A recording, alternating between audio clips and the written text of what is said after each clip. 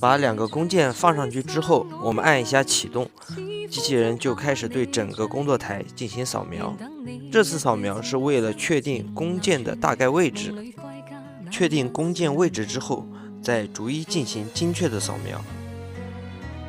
完成后，机器人自动对 T 型板进行焊接，不用编程，还可以包绞。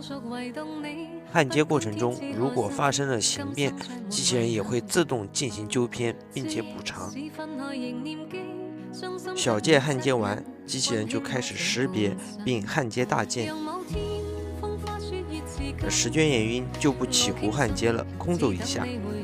这次视频主要是向大家介绍下机器人自适应寻找工件并且加工的功能。2个工件都搞定后，我们先把药皮敲掉，再看一下焊缝，怎么样？支持一下，点个赞呗！